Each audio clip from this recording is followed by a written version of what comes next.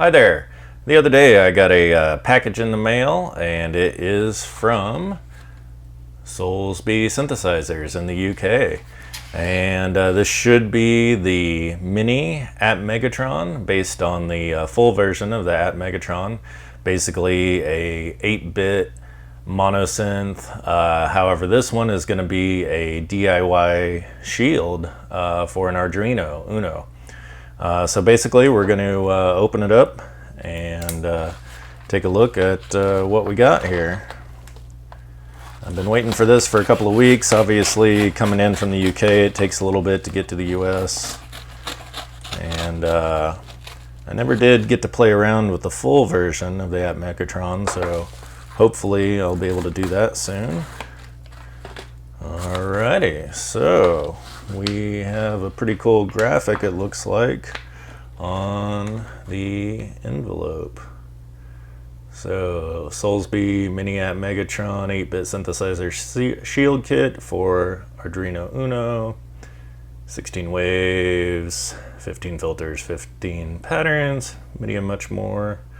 Arduino Uno not included, so I'll have to dig mine out here in a little bit. Requires MIDI hacked Arduino. Alright, so may have to do a little bit of hacking to get the MIDI in out. So let's go ahead and open this up. Pretty cool little package.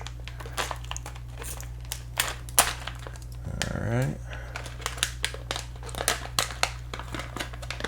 Oh, let's see through on the other side. You can see all the parts that we get. Alrighty. We have... Oh, I think I dropped something already. Little micro switch, PCB mount. Whoa, almost lost a capacitor. Alright. So, here we go. miniAtmegatron assembly and operation. Go to the website for more details. And looks like a list of parts. Alrighty. So, looks like that's all we have in the way for instructions here. MIDI, you will need to flash your Arduino's USB processor first. Find out how to do this at Soulsby Synth tutorials. Alright, well, that'll be later. So, alrighty, now then, looks like we're gonna have to be careful with this. I already almost lost a part. Oh, got a pretty sexy little PCB. Looks extremely similar. In fact, I think it may be to the ones that I got printed up over in Germany from Fritzing. So, be interesting. Interesting to see if that's the same. Alright, so PCB, parts list. Alright. Alright, some resistors, some headers. Looks like a slide switch. Yeah, slide switch. So I'm going to get all this kind of sorted out.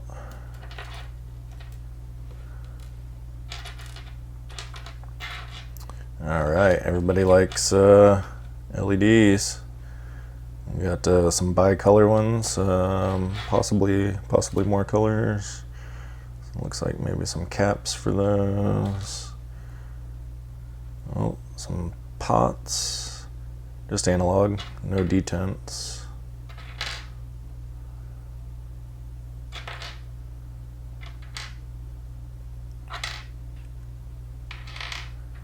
Alright, let's see, it looks like a push, yep, micro push switch. Another little tactile push switch. More resistors. Looks like audio out, 1/8 inch. Another switch, more headers, a couple of caps, looks like a little jumper connection, and a little IC, MCP 6002. Alright, set that aside. Alrighty, well, go through, hopefully everything's here, and I'm just going to go ahead and start assembling.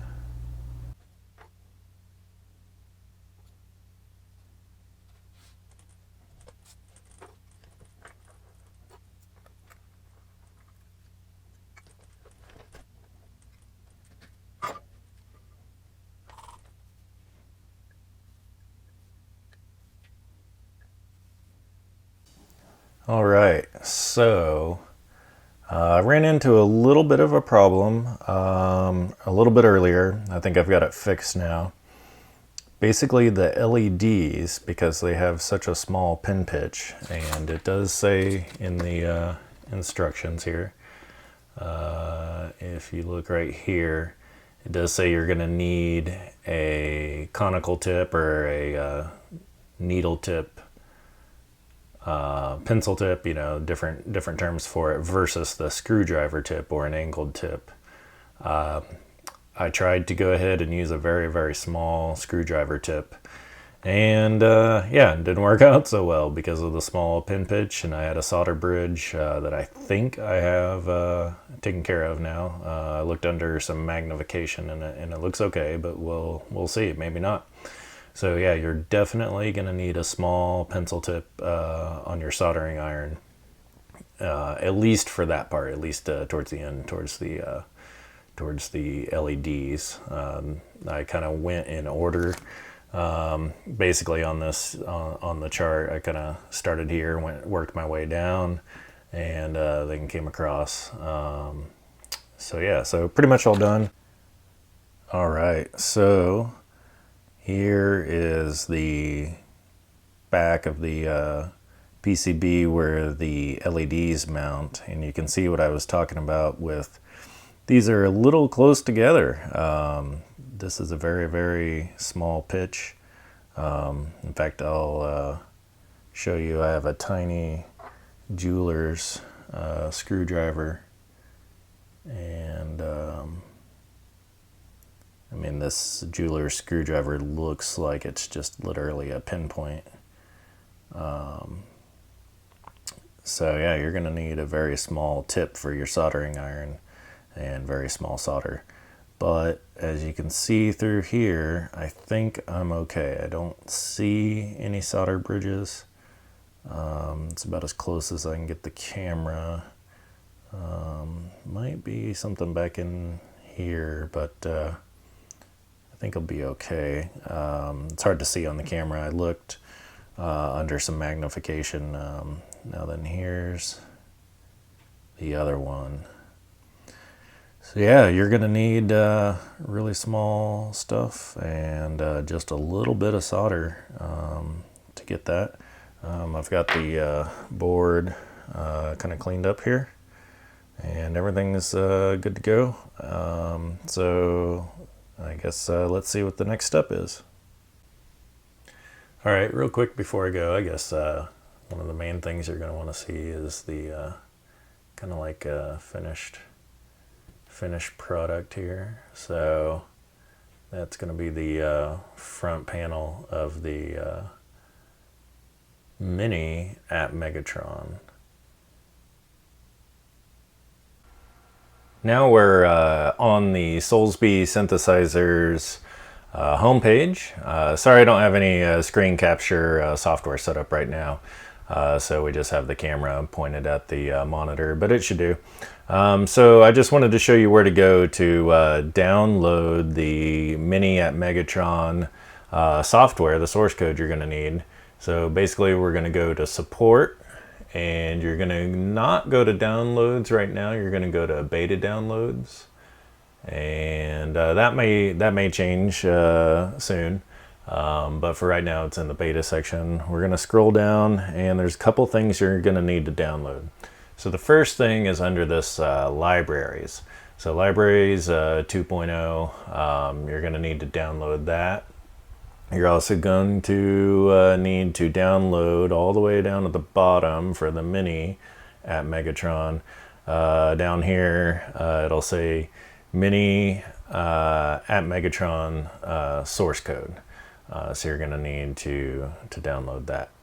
Now, once you have the libraries and the source code downloaded, then what you're going to need to do is wherever you downloaded your library file, those libraries 2.0, you're going to need to put that into your documents. So under here, this is my name, and then documents, so I'll click on that. Within my documents library is a folder factory installed from Arduino. And then you're going to see Arduino libraries. So you go into there, and that's where you're actually going to put, these are all of the libraries from the miniAtmegatron, that file of libraries 2.0 that we dialed. So you're actually going to open that zip folder, unzip it, go get the individual folders, not just one that says libraries 2.0. Go get all the library folders that are inside and put that into your documents Arduino library folder. And wherever you download the source code to, that's up to you. So basically then what we can do is we can go to an instance of the Arduino IDE. I already have my Uno hooked up here. It's just running the standard Blink sketch. So it's just kind of in its factory state. So let's go get the source code, like I say, wherever you downloaded that. All right, so miniAtmegatron is what it's called right now. And basically, let's see here, hold up this, and we're gonna go ahead and hit upload, and we're gonna upload, and it says it is compiling the sketch. Here in a minute, hopefully the transmit and receive lights on the Arduino go on. The LED that's blinking should go off. All right, so there's the transmit and receive lights are on. Still uploading. All right, done uploading. So in theory, we now have our miniAtmegatron source code uploaded to our Arduino Uno. Now that we have our source code uploaded to our Uno, it's going to be time to install the shield, our miniAtmegatron, onto the Arduino. So basically, the pins are going to go down along this edge of the board. Basically, the audio out jack is going to be the opposite of the power in or the USB in, and you're going to want the pins all the way down here towards that end of the audio jack. Now then, I've noticed, it's in there and it fits fine. If anything, it actually is a little loose. If I go to press on one side of the board, the pins come up. So I was kind of anticipating that being a problem. So what I've done is I've gone out and purchased some machine screws and bolts. Now, the one thing I have noticed on this, I don't know if this is going to change maybe in another revision, but basically the hole on the miniAtmegatron towards, say, the distortion and phase knob, it doesn't quite line up perfectly with that mounting hole on the Arduino next to the DC power input. It's kind of probably hard to see. Well, yeah, you can see like it's shifted over. It's a little too far that way. So just be aware of that. What I did is I bought a little bit longer screws. Now, these were pretty hard to find. I had to go to a place here called Ace Hardware. You know, it's kind of a chain, but they're kind of hard to find sometimes. Not as popular as Home Depot and Lowe's, but they have a bigger selection. These were actually called gun screws. And I think the pitch on these was like a size 3 and then 38 pitch on the threads. So yeah, pretty hard to find. So you're going to need that 338 for the nuts too. And basically, we're just going to go ahead and put these through here. Now another thing, and this isn't necessarily a fault of the miniAtmegatron, the miniAtmegatron, but this hole for the machine screws is very, very close to a couple of pins. See if I can get it there. So close that the washer, I'm afraid, is going to short those out. So I found probably the world's smallest O-ring because I couldn't find any washers that size. And so we're going to use that tiny little O-ring as a washer. Now another thing is you don't want to tighten this down too much. I mean, you never want to tighten any of the screws pretty much anywhere down too much. But especially here, you'll actually bend the board. You'll actually bend the board of the miniAtmegatron. So you just want it kind of snug. Basically, we just don't want these pins coming out of the header.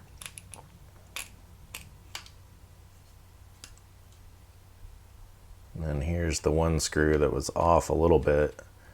Now the metric equivalent, I think, of these 338 machine screws is going to be about a 2.5.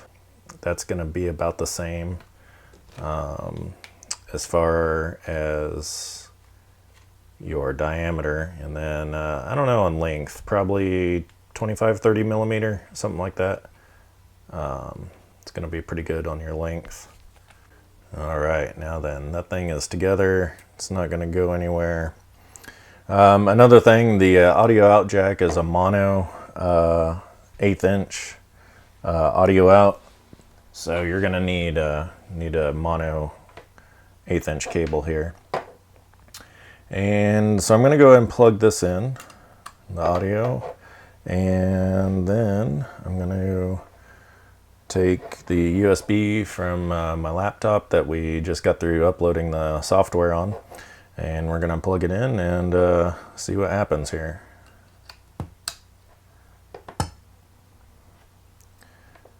All right, so we got our blinking lights going here. So not only do we have the cheat sheet here that tells you what all of the functions of the buttons and the lights, what they represent, but it's also printed on to the front of the miniAtmegatron. So that's handy. So you know, the thing you would mainly need is the color of the lights, not so much the controls because they're on here. So basically we have a function light and switches to increment and decrement the function, and then the value light and the plus and minus to increment and decrement the value. So this is a multicolor RGB LED. So right now it's kind of the mix of the colors. So I'm guessing that's white. So it probably is saying then it's going to be pattern select according to this.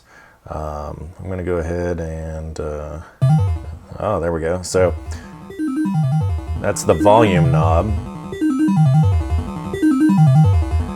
And basically it looks like these controls, they're actually going to snap to the value. So they kind of come up as a certain value and then as soon as you touch them, they're going to snap to whatever value, which is pretty typical of a lot of synthesizers. All right, so basically we're on the A side of this switch, A side and B side, so we have different things. A side is listed on the top, B side listed on the bottom of what these knobs are going to do. So when you're on the A side, this is the filter cutoff.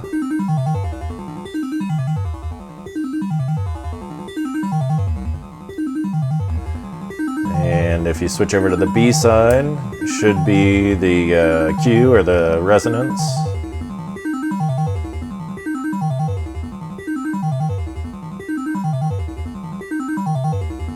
You can hear it a little bit on that particular filter. It's a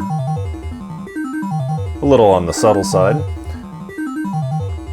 Alright, so we also have the filter envelope, the filter LFO, amplitude LFO, and distortion.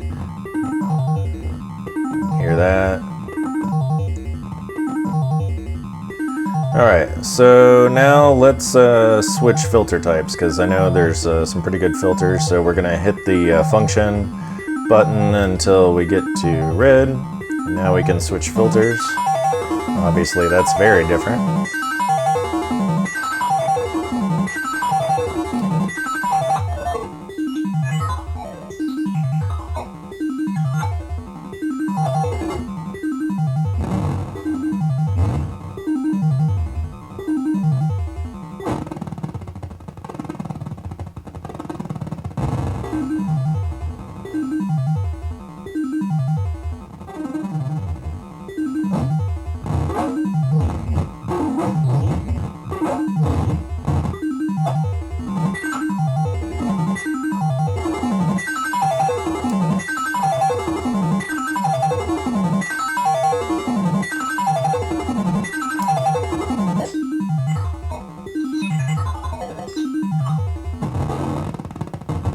So obviously we can get some pretty cool sounds out of that. All right, let's go on to the next filter.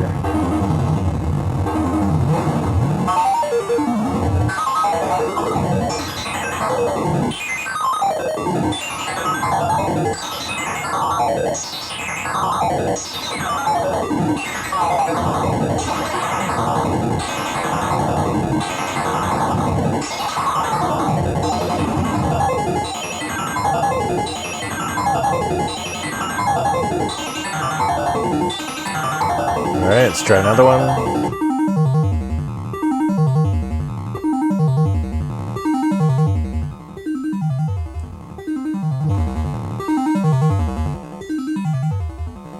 So quite a few different filters. Then let's see, what should we try next? Let's do the pattern select.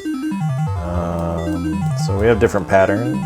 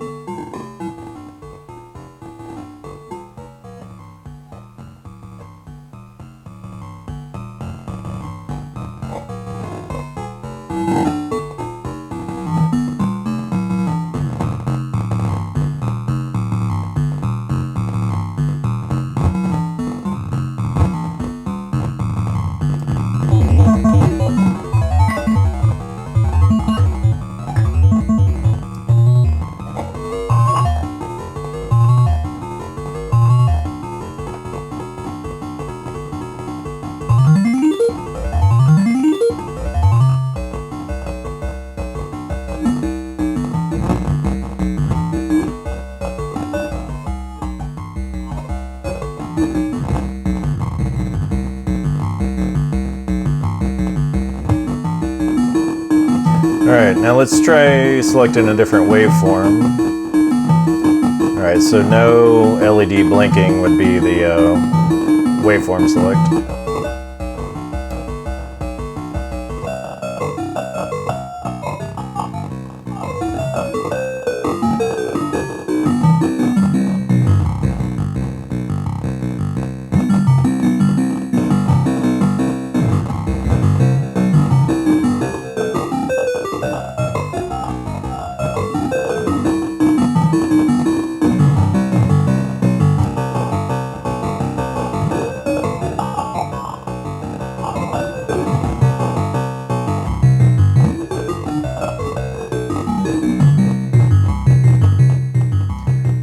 Alright, so that's just a little bit, that's just a quick, super quick walkthrough demo.